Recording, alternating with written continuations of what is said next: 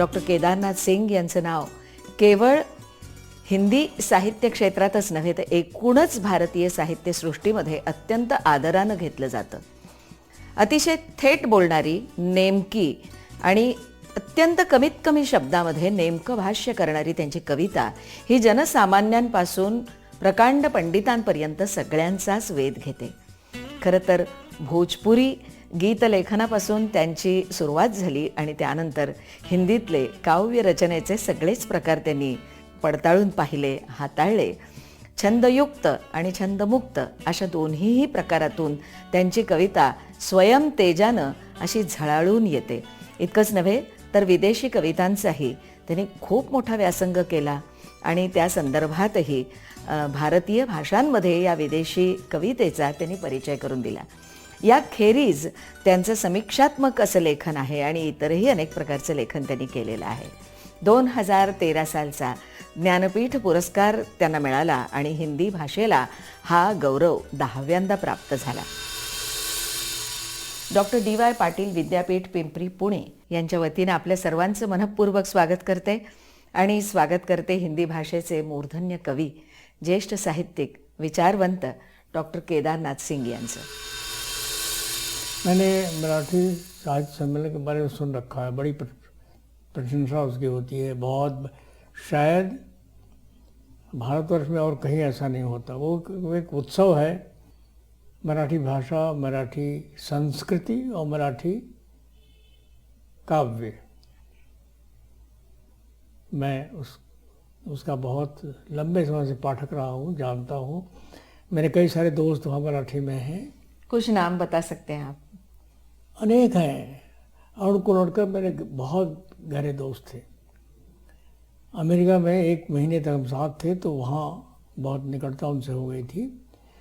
और मेरी दृष्टि में, शायद मराठी में भी लोग सोचते होंगे, वो इधर की मराठी कविता के सबसे बड़े हस्ताक्षर थे.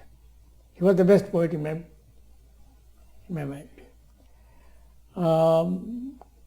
उसके बाद दिलीप, तो कोलटकर, दिलीप चित्रे, ये दोनों मेरे मित्र थे, बहुत अच्छे दोस्त थे.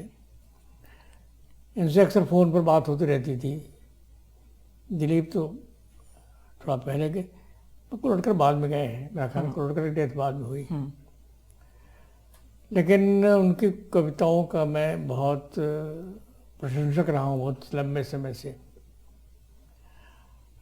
लेकिन मेरा आधुनिक मराठी कविता से मेरा परिचय पहली बार जब मैं बनारस में था, तो एक मराठी छात्र महाराष्ट्र का मेरे साथ पढ़ता था, उसके माध्यम से मैंने मर्ढेकर की कविताएं पढ़ी थी और बहुत गहरा प्रभाव मैंने मन पर कविताओं का पड़ा था. हिंदी में अनुवाद करके उसने मुझे सुनाया था. तो पहला यानी आधुनिक मराठी, वैसे तुकाराम को मैंने पढ़ा है, अनुवाद में पढ़ा है और उनका बहुत बड़ा प्रशंसक हूँ मैं. उनकी चर्चा मैं छोड़ता हूँ फिलहाल, क्योंकि तुकाराम तो अपने आप में एक दुनिया है, संत कवि. उसमें गए हम तो खो जाएंगे. थोड़ी सी निकटता मेरी नामदेव ढसाल से भी रही है. अच्छा. अब मैं एक कार्यक्रम उनका गया भी था एक बार. आते थे तो मिलते रहते थे. उनकी कविता भी, यहाँ अनुवाद भी मैंने पढ़ी है. लेकिन जो कवि मुझे ज़्यादा पसंद है दलितों में, वो Narayan Surve. Very good poet. Yes. अगर भारतीय कविता फलक पर देखना हो तो हम इन 3 कवियों में 4 कवियों को रख के देखूंगा. कोलटकर, दिलीप चित्रे, नारायण सुर्वे और नामदेव ढसाल. चाहती हूँ कि हमारी जो ये बातचीत है उसकी शुरुआत भी, अब जैसे आपने मराठी के साथ की है, तो चाहती हूँ कि आपकी एक आध कविता आप पढ़कर सुनाएं. अच्छा, वाला रोटी की कुछ पंक्तियाँ मिल गई तो मैं पढ़ देता हूँ. हाँ जी. इसका अनुवाद किसी ने मराठी में किया था, मुझे भेजा था. भाकरी रोटी. हाँ. उसके बारे में कविता करना हिमाकत की बात होगी और वह मैं नहीं करूँगा. मैं सिर्फ आपको आमंत्रित करूँगा कि आप आएँ और मेरे साथ सीधे उस आग तक चलें, उस चूल्हे तक जहाँ वह पक रही है. एक अद्भुत ताप और गरिमा के साथ समूची आग को गंध में बदलती हुई वाह, दुनिया की सबसे आश्चर्यजनक चीज वह पक रही है, और पकना लौटना नहीं है जड़ों की ओर, वो आगे बढ़ रही है, धीरे धीरे झपट्टा मारने को तैयार। उसकी गर्माहट पहुंच रही है आदमी की नींद और विचारों तक। मुझे विश्वास है आप उसका सामना कर रहे हैं। 80 के दशक की कविता है ये। जी हाँ, 80 के दशक की है ये। तो 80 में जमीन पक रही मेरा संग्रह आया तो उसमें है ये। मैं चाहती हूँ कि आप इस कविता के जो एसोसिएशंस हैं तो उसके बारे में अगर आप बात करें, कविता समझने में और आसानी हो जाती है हम जैसे लोगों ऐसा है, मेरे लिए कविता रोट प्रतीक नहीं है, एक जिंदा चीज है। हम्म। और उसके साथ मैं पूरी एक आदमी की संघर्ष की कहानी, भूख, आदमी भूख है तो खाएगा। खाना शुरू किया उसने जंगलों में, शिकार करता था। आज रोटी के लिए भी शिकार करता है, वो श्रम करता है, लड़ता है, संघर्ष करता है, फिर रोटी मिलती है। तो रोटी कविता के माध्यम से वो पूरा जो जंगल में आदमी के शिकार से लेकर आज का आदमी रोटी के लिए जो संघर्ष करता है, वहाँ तक की कविता एक सूत्र जैसे पकड़ती है। ये इसमें कोशिश है। मैं प्रतीक के रूप में इसका इस्तेमाल, मैं इमेजेस मेरे यहाँ आते हैं। इमेजेस अपने आप कई बार जब दोहराए जाते हैं तो प्रतीक की तरह वो एक अर्थ देने लगते हैं, एक निश्चित अर्थ। सही। लेकिन मैं एक अर्थ तक सीमित रहने वाला रचनाकार नहीं हूँ। मैं चाहता हूँ एक ही साथ अगर कोई इमेज आता है जैसे रोटी है तो कई अर्थों को वो भेजें, एक्सप्रेस करें।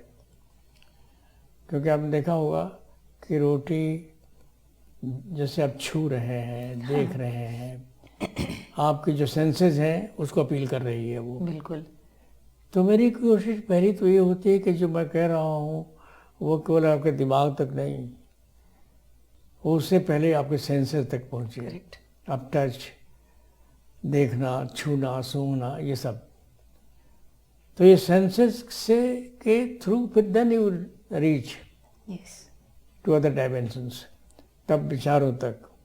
इसलिए नींद से विचारों तक पहुंचने वाली कविता मैंने कहा इसको। ये है मेरी प्रक्रिया, यही है। बनारस पर एक कविता से तो कुछ है। बनारस एक अपने आप में महाकाव्य है, एपिक है इन इटसेल्फ। तो बनारस को पकड़ने के लिए तो पूरा महाकाव्य लगभग रामायण की तरह या महाभारत की तरह लिखा जाना चाहिए। एक बनारस नहीं है, बनारस के अंदर कई बनारस हैं, तहें हैं बनारस की। और इतना विशाल चरित्र है बनारस का। मैं बनारस को पिछले 70 साल से अधिक समय जानता हूँ। मुझे ये बनारस कविता जो है, मैंने अमेरिका में कविता कुलटका मेरे साथ थे, अच्छा। तो वहाँ पढ़ी थी मैंने। तो श्रोताओं में एक महिला बैठी थी अमेरिकन, तो वो रो रही थी। तो मुझे बहुत दुख हुआ कि इस कविता को सुन के रो क्यों नहीं भाई। अंग्रेजी अनुवाद भी उसका था, अंग्रेजी अनुवाद सुना तो रो। तो बाद में वो जब बाहर निकले तो मैंने उनसे पूछा कि आप रो क्यों रही थी। तो बहुत अच्छी बात कही उन्होंने, कहा कि मैं कविता के लिए नहीं रो रही थी, मैं बनारस के लिए रो रही थी। बनारस मैंने देखा ही नहीं है, अब पढ़ा बहुत है बनारस के बारे में, उम्र ज़्यादा होती जा रही है, शायद बनारस देख नहीं पाऊंगी, तो इसलिए रो रही थी। ये बनारस का आकर्षण है, बनारस का एक जादुई आकर्षण बना, magic. Banaras is a magic. Yes, it is. मेरे भीतर बनारस है, मैं बनारस के बिना हूँ ही नहीं। वही ये जो सेंसिबिलिटी बनी मेरी, बनारस की खूबसूरती ये है कि बनारस छोटा सा शहर, अब तो बहुत फैल गया है, अब छोटा नहीं है, बहुत फैल गया है। तो ये बनारस ने मुझे शिक्षा दी पूरे बनारस की। वहीं मैं मराठी कविता से पहली बार परिचित हुआ, वहीं मैं तमिल, तेलुगु, मलयालम और बांग्ला बांग्ला भाषा के बारे में बताऊं कि मेरे काव्य गुरु थे त्रिलोचन शास्त्री, बड़े कवि जिनसे आप काफी प्रेरित भी जी, हैं। बहुत बहुत। तो उनसे मेरा मिलना जुलना बहुत था, उनसे बहुत सीखा मैंने। हिंदी भाषा की जैसी गहरी पकड़ उनकी थी, शायद हिंदी में किसी की नहीं थी। वो कोश विभाग में काम करते थे, एनसाइक्लोपीडिया वो उसमें डिक्शनरी बनाते थे हिंदी की, बड़ी मशहूर डिक्शनरी जो हिंदी की है उसमें उनका काम किया उन्होंने। तो उनसे शब्द की चेतना मैंने प्राप्त की। शब्द क्या होता है? कहते शब्द केवल ध्वनि नहीं है, वो एक जिंदा चीज़ है। और इस तरह देखो उसको, जैसे तुम्हारे सामने कोई बैठा है, खड़ा है, उसको देख रहे हो, वैसे देखो उसको। ये चेतना मुझे उनसे मिली थी। उन्हीं से मैंने बांग्ला भाषा सीखने की प्रेरणा पाई। और एक दिलचस्प कहानी बताऊं कि हम लोग फिलॉसफी पढ़ाते थे, एक अध्यापक जर्मन थे, रहीम साहिब, बहुत भव्य व्यक्तित्व था उनका। तो उनको मैंने एक दिन फर्राटे से बांग्ला भाषा बोलते हुए देखा। बंगाली बोल रहे थे। तो मुझे शर्म आई कि मैं भारतीय हूँ, मैं बांग्ला भाषा नहीं जानता हूँ, और ये जर्मन हो के बांग्ला भाषा बोल रहे हैं। उस दिन मैं निश्चय किया बांग्ला सीखूंगा। तो उसी दिन मैंने बांग्ला हिंदी शिक्षक खरीद लिया बाजार से, और स्वयं अपने प्रयास से धीरे धीरे मैंने बांग्ला भाषा सीख ली। इतनी सीख ली कि मैं रविन्द्रनाथ को मूल में पढ़ सकता हूँ। अपने उर्दू का भी उर्दू क्या है कि हम जब पढ़ते थे स्कूल में तो हमारे यहाँ उर्दू अनिवार्य हुआ करती थी। ये बिहार की बात है कि बनारस बिहार की? नहीं, मैं बनारस की बात कर रहा हूँ। मैं बनारस में मेरी स्कूलिंग बनारस की है। अच्छा। तो वहाँ पे उन दोनों का उसको सेकंड फार्म कहते थे। ये आज़ादी के आसपास की बात है। अभी आज़ादी मिलने को थी तो मैं स्कूल में गया था पहली बार। तो वहाँ पे दो भाषाएं पढ़नी पड़ती थी, हिंदी के साथ उर्दू भी पढ़ना अनिवार्य था। अच्छा। क्योंकि दोनों भाषाएं इतनी एक आकार हैं, एक जुड़ी हुई हैं, तो हमको एक भाषा और पढ़नी पड़ती थी हिंदी के अलावा। तो इस तरह से उर्दू से भी थोड़ा परिचय हुआ। अभ्यास करते रहिए तो लिखने का अभ्यास बना रहता। पहले लिख लेता था, अभ्यास धीरे धीरे छूटता गया है। समझता हूँ उर्दू, और उसके लिए हिंदी में उर्दू का साहित्य सुलभ है, काफ़ी कुछ डिक्शनरी सुलभ है, समझ लेता हूँ। इसलिए गालिब मेरी बहुत प्रिय हैं। गालिब को मैं भारतीय कविता का पहला आधुनिक कवि मानता हूँ। सारी भाषाओं को लेकर मैं काम किया है। ताना बाना आपके सामने है। ताना बाना आधुनिक आज़ादी के बाद की भारतीय कविता का सिलेक्शन है, चयन है। ये मैंने किया था। मैंने और सचिदानंदन जो कवि हैं मलयालम के, उन्होंने दोनों हम मिलकर किया था। तो ताना बाना मैंने नाम रखा कि वो जैसे कपड़ा बुनते हैं तो एक सूत्र ये दूसरा सूत्र आता है, बिल्कुल ऐसे भारतीय कविता ताना बाना की तरफ जुड़ी हुई। अभी तक कोई एक संग्रह आधुनिक भारतीय कविता का नहीं है। हिंदी में नहीं है, अंग्रेजी में नहीं है। इसमें हमने 16 भाषाओं को रखा है, जिसमें मराठी प्रमुख है। और मराठी से मैंने जिन कवियों को रखा है बता दूं आपको।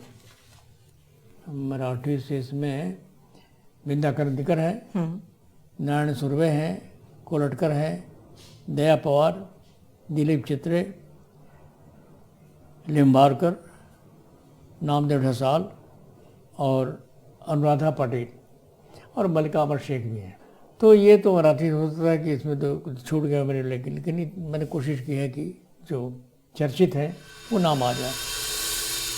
आपने रूसी कविताओं को भी संपादित किया है ना? हाँ, रूसी कविता का मैंने संपादन किया था, और लेकिन अनुवाद नहीं किया था। मेरे एक मित्र हैं जो लकीली अभी हैं और एक्टिव हैं, हिमाचल प्रदेश के हैं, बरयाम सिंह, प्रोफेसर बरयाम सिंह। JNU में प्रोफेसर थे रूसी भाषा के, अब रिटायर कर गए हैं। वो तो रूस में रहे हैं, बरसों रहे हैं, और वहाँ रूसी सीखी उन्होंने मॉस्को यूनिवर्सिटी में, और रूसी भाषा वो रूसी लोगों की तरह जानते थे। तो उन्होंने अनुवाद किया था। अनुवाद करते समय मैं चूँकि रूसी कविता को जानता हूँ, मैं पुष्किन से लेकर और इधर तक के कवियों को जानता हूँ। श्वेताएवा जो सब महिला, मेरी दृष्टि में संसार की सबसे बड़ी महिला कवित्री 20वीं सदी के है वो। चयन में कुछ कवियों के नामों का जरूर मैंने किया था, अनुवाद किया था। बलराम सिंह ने, मोटा संग्रह है वो, 600 पृष्ठों का, लेकिन यह काम संभव हो सका हिंदी में, इसको साहित्य अकादमी ने प्रकाशित किया था। तो वैसे ही 20वीं सदी में को दुनिया में दो सबसे बड़ा, मेरी दृष्टि में जितना मैंने पढ़ा है, थोड़ा बहुत दुनिया कविता को मैंने पढ़ा है, अनुवाद भी पढ़ा है, तो अन्ना अखवातोवा और श्वेताएवा, ये दो अपूर्व अभूतपूर्व कवित्रियाँ हैं, और नारी मन को जितना ये व्यक्त कर सके हैं कविता में, वैसा शायद और कहीं नहीं हुआ। अंग्रेजी में उनके टक्कर का कोई नहीं है। यूरोप की सारी कविता से अलग है। उस कविता ने आपको बहुत आकर्षित कर दिया। मेरे प्रिय कवि पास्तर नाग लिरिकल थे, जैसे ही बात कर रहा नारायण सुरवे की, वो लिरिकल है थोड़ा, तो पास्तर नाग भी लिरिकल थे। वो मेरी प्रकृति जो थी, लिरिसिज्म से मैंने शुरू किया था, तो मुझे वो प्रिय थे। बाद में दूसरे कवि प्रिय हुए। आदमी की रुचियाँ बदलती रहती हैं, सही बात, स्थिर तो रहती नहीं, धीरे धीरे उनमें एक परिवर्तन या विकास का ये होता है, और ये स्वाभाविक है, वो आज तक हो रहा है। इस उम्र में भी आदमी का और एक रचनाकार का सीखना कभी बंद नहीं होता है। और रविंद्रनाथ के बारे में मैंने सुना था, टैगोर के बारे में, कि अंतिम दिनों में भी टैगोर का ये था कि वो छोटे आदमी का, जो कविता का मनमज्ञ नहीं है लेकिन मनुष्य है, तो मान लो कोई कविता लिखी तो किसी को सुनाना चाहते थे, तुमको क्या अच्छा लगा और क्या नहीं अच्छा लगा, अरे वो भी उसे बताना है। तुम बताओ कि तुम्हें क्या नहीं अच्छा लगा, ये क्या समझ में नहीं आया। तो अगर उसने कोई नेगेटिव बात कही तो नोट करते थे टैगोर, और उससे भी वो सीखते थे। ये शब्द उसको अच्छा नहीं लगा, इसका मतलब कोई और शब्द होना चाहिए, वगैरह वगैरह। ये तो प्रोसेस रहती है किसी भी ये प्रक्रिया बन। टैगोर उस उम्र में भी, अंतिम दिनों में ये कर सकते थे। मैं ये कह रहा था कि सीखना बंद नहीं होता, चलता रहता। तो वो अब टैगोर जैसा लिरिक तो नहीं लिख सकता था, लिरिक को जब तक लिखा मैंने फिर छोड़ दिया। फिर वो छंद में ज़्यादातर काम करता रहा, आज तक करता हूँ। तो हुआ तो आरंभिक प्रभाव टैगोर थे। एक और कवि हो गया बांग्ला में जिसने बहुत प्रभावित किया मुझे, जीवनानंद दास। वो बेजोड़ कवि हो गया अपने ढंग का। तो वो जो पीढ़ी थी, जीवनानंद दास, बर्ढेकर, हिंदी में अज्ञेय भक्तिबोध, मलयालम में पापड़ेकर, ये एक पीढ़ी थी, पुराना जनरेशन जो काम कर रहा था, जो रोमांटिक पोइट्री से मॉडर्न पोइट्री हिंदी में या भारतीय कविता में लाने की कोशिश कर रहा था। ये बड़ा काम था, चेंज था ये हुआ। तो उस दौर का इतिहास अभी लिखा नहीं गया है, लिखा जाना चाहिए। और हाँ, एक कोशिश और होनी चाहिए कि अलग अलग भाषाओं का तो लिखा ही जाता है, एक सबको मिला के भी काम होना चाहिए। पूरी भारतीय कविता, कहानी, उपन्यास, जो शायद आपने प्रयास कुछ, ये कोशिश बहुत छोटी सी कोशिश है। मेरा मानना है कि 21वीं सदी अनुवाद की सदी होगी, जोड़ने वाली सदी, और हो भी रहे अनुवाद। सारी दुनिया में अनुवाद, जितने बड़े पैमाने पर अनुवाद हो रहे हैं। और एक बात जोड़ो, हिंदी राजभाषा, राष्ट्रभाषा तो है नहीं, राजभाषा कहते हैं, राजभाषा तो नहीं बन पाई। भारत की सारी भाषाएं राष्ट्रभाषाएं हैं, ऐसा मानता हूँ मैं। हमारे संविधान ने राष्ट्रभाषा नहीं कहा हिंदी को, राजभाषा कहा है, ऑफिशियल लैंग्वेज। तो हिंदी को राजभाषा का दर्जा मिला है। राष्ट्रभाषा तो सारी भाषाएं हैं, मराठी भी राष्ट्रभाषा हमारी है। एक छोटी छोटी आदिवासी भाषा, वो भी हमारी राष्ट्रभाषा है। हिंदी अंग्रेजी के साथ साथ ऑफिशियल लैंग्वेज है, राजभाषा है। ये फर्क है। हिंदी ने एक और बड़ा काम किया है, अब जो कर रही है उसको कहता हूँ सेतु, ब्रिज लैंग्वेज, भाषाओं को जोड़ रही है। स्थिति यह है कि नेवाड़े का उपन्यास छपा नहीं मराठी में, हिंदू उधर छपा होगा और हिंदी में आ गया। बिल्कुल। तो हिंदी इतनी ज़्यादा रिस्पॉन्सिव है दूसरी भाषाओं के प्रति। नेवाड़े के सारे बिहार आ गया है, कोसला बहुत पहले आ गया था। वैसे ही दूसरी जितनी मेजर लैंग्वेज है भारत की, उनकी कृतियाँ, अगर कोई अच्छी रचना, कोई अच्छा उपन्यास तमिल में कहीं छपा तो विद इन ए ईयर, बल्कि उससे भी जल्दी हिंदी में आ जाता है। लोक साहित्य, लोक परंपरा, लोक विधाओं का कितना असर आप पर आपके बचपन के दिनों में होगा? सब कॉन्शस में या अनकॉन्शस में कह लीजिए, लोक साहित्य काफ़ी है मेरा। मैं भोजपुरी भाषी हूँ, भोजपुरी मेरी मातृभाषा है, माँ से मैंने वही भाषा सीखी, अब भी बोलता हूँ। वो छूट ना जाए इसलिए अब कभी कभी अपने गाँव जाता हूँ और फिर से भोजपुरी। बहुत मीठी भाषा है। मीठी है ऑफकोर्स। कि हमारा गांव जो है वो गंगा नदी के निकट है। गंगा नहाने के लिए लोग हमारे गांव से जाते हैं, पहले बहुत जाते थे, अब थोड़ी दूरी गंगा की बढ़ गई है। हाँ। तो स्त्रियां सुबह नहाने जाती थी। अच्छा। और गाती हुई जाती थी। मुझे याद है कि जब बच्चा था बिस्तर में सोया रहता था अपनी दादी के साथ, तो वो गीत मेरे कानों में गूंजते थे। स्त्रियां जा रही हैं झुंड बना के और गंगा गीत गाती हुई जा रही हैं। भोजपुरी वो शायद पहला संस्कार प्रभाव था लोक गीत का, लोक धुन का, जो मेरे मन में आज भी है। गंगा संबंधी गीत जो गाती हुई जाती थी, वहाँ से शुरुआत होती है। फिर बाद में तो बहुत सारा गीतों की लंबी परंपरा है। आपकी टॉल्स्टॉय और साइकिल वो जो है उसके बारे में भी आप बात करना चाहेंगे? टॉल्स्टॉय भी मेरे बहुत प्रिय लेखक हैं, बहुत। गद्य में, उपन्यास में टॉल्स्टॉय से बड़ा तो कुछ हुआ नहीं मेरी दृष्टि में। मैं उनके घर गए, यानी उनका घर जो मॉस्को में वो देखा है मैंने। अच्छा। उनके गांव ने तो नहीं जा सका, गांव तो दूर है मॉस्को से, लेकिन उनके गांव का जो मॉस्को वाला घर है वो देखा था मैंने। वो मेज आज तक बची हुई है जिस पर बैठ के लिखते थे वो। तो उस मेज का स्पर्श किया तो मैं एकदम रोमांचित हो गया था। तो टॉल्स्टॉय का ये है। और उनके बारे में एक छोटी सी घटना मैंने कहीं पढ़ी थी उनकी जीवनी में, कि उनको नई चीज़ों को देखते थे। उस समय ट्रेन आ गई थी, नई नई ट्रेन शुरू हुई थी, तो उसको लेके बड़े दिलचस्प, ये क्या है, इसको कैसे चलती है। आपको अगर अन्ना करना उपन्यास पढ़ा होगा तो उसमें अन्ना तो आत्महत्या करती है ट्रेन के आगे कूद के। तो वो उनको बहुत डरावना सब कुछ लगता था, ये क्या हो रहा है, मैकेनिकल एक दुनिया बन रही है। इसलिए अन्ना को उन्होंने आत्महत्या करने के लिए वो ट्रेन के आगे कूदने की पहली घटना उतर गई थी। वैसे जब साइकिल आई पहली बार तो उनके पास घोड़ा गाड़ी थी, घोड़ा जानते थे, वो घोड़ा गाड़ी बैठ के बजाते। साइकिल देखे उन्हें बड़े खुश हुए, अरे ये तो बड़ी नया चीज़ है, इसमें किसी और की जरूरत ही नहीं है, ये अपने बल पर चलती है, हवा उसमें भर दो चल रही।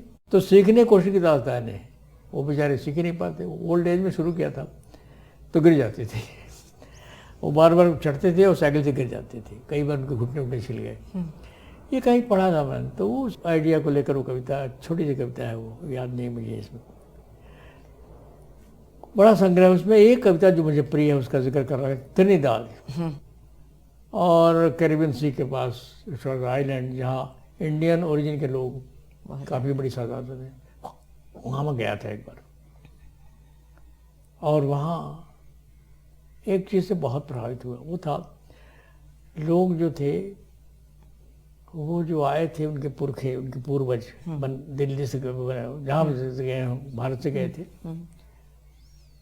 तो वो समुद्र से एक अजब रिश्ता था उनका, कि इसी से होकर हमारे लोग आए थे। पानी के जहाज से गए थे वो लोग, समुद्र को बड़े पूजा भाव से देखते थे कि हमारे पुरखों को यही ले आया था। उनके बहुत सारे संस्कार पूजा वूजा को होते हैं, वो समुद्र में खड़े होकर होते हैं, वहाँ जाकर पूजा करेंगे वो। लेकिन डरते भी हैं उससे, क्योंकि समुद्र के किनारे बहुत सारे पुरखे मर गए थे। क्या हुआ, अंग्रेज बड़े क्रूएल थे, ले जाते थे, मान लीजिए 1000 ले गए यहाँ से मजदूरों को, तो 8-10 दिन तो समुद्र किनारे रेत पर छोड़ देते थे। वहाँ ज़्यादा तो लगता नहीं, गर्म मुल्क है वो, तो उसमें कई मर जाते थे। तो त्रासद था वो, ये उनकी आंखों को देख लग रहा था। मैंने उनकी आंखों की पीड़ा देखी है, तो उसमें किरदार नाम कविता है। ऐसी समाज में बहुत सारी घटनाएं घटती रहती हैं जो शायद बतौर इंसान और बतौर कवि आपको संत्रस्त करती होंगी, उस पर आप भाष्य करना चाहेंगे? एक शब्द जिसकी बड़ी चर्चा आजकल है,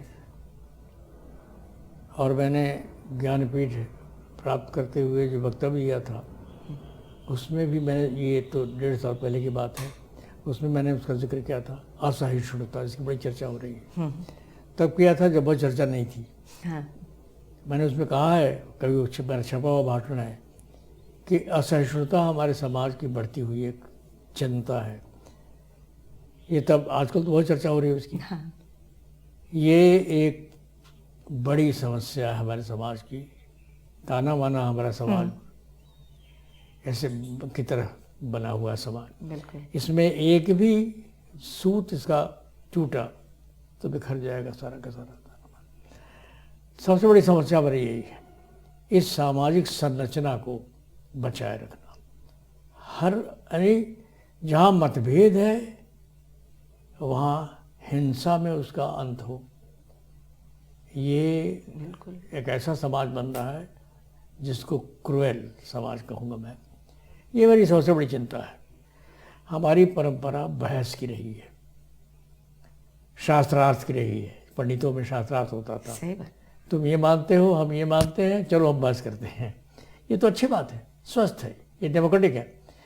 ये जो हमारी परंपरा शास्त्रार्थ वाली है, वह शंकराचार्य से पहले से बुद्ध भी ये करते थे। तो वो परंपरा हमारी खत्म हो रही है आज, वो खत्म नहीं होनी चाहिए। ये मेरी पीड़ा है जो आपका बयान कर रहा हूँ, क्योंकि भारतीय समाज बचा रहेगा तभी तक जब तक हम आपस में मतभेद को बहस से सुलझा लें और उसके हिंसा तक न ले जाएं। डॉक्टर केदारनाथ सिंह यांचा जन्म 7 जुलै 1934 रोजी झाला. साहित्य क्षेत्रामध्ये आपल्या वेगळ्या शैलीनं साहित्यप्रेमींच्या मनात स्थान निर्माण करणारे डॉक्टर केदारनाथ सिंह कवी, लेखक, निबंधकार, समीक्षक आणि टीकाकार म्हणून ख्याती प्राप्त आहेत. त्यांचे अनेक कविता संग्रह प्रकाशित झालेले आहेत. त्यात प्रामुख्यानं अभी बिल्कुल अभी, जमीन पक रही है, यहां से देखो, बाघ, अकाल में सारस, उत्तर कबीर और अन्य कविताएं, तालस्ताय और साइकिल, त्यांचे समीक्षात्मक लेखन असलेले कल्पना और छायावाद, आधुनिक हिंदी कविता में बिंब विधान, मेरे समय के शब्द, कब्रिस्तान में पंचायत, मेरे साक्षात्कार, त्याचबरोबर संपादित कृतींमध्ये तानाबाना, समकालीन रूसी कविताएं, कविता दशक, साखी आणि शब्द या अनियतकालिकांचे संपादन त्यांनी केले. त्यांच्या साहित्य निर्मितीचा गौरव अनेक पुरस्कारांनी झालेला आहे. कवी अग्नेय संपादित तिसरा सप्तक या प्रातिनिधिक पुस्तकातील अग्रेसर कवी मैथिलीशरण गुप्त सन्मान त्यांना मिळाला. केरळ राज्याचा कुमारन आशान पुरस्कार, ओरिसा राज्याचा जीवन भारती सन्मान आणि दिनकर पुरस्कार. 1989ला अकाल में सारस या कविता संग्रहास साहित्य अकादमी पुरस्कार जाहीर झाला. 2013ला त्यांच्या कार्याचा यथोचित सन्मान झाला भारतीय ज्ञानपीठ पुरस्कारानं. डॉक्टर केदारनाथ सिंह यांना आमचा मानाचा मुजरा.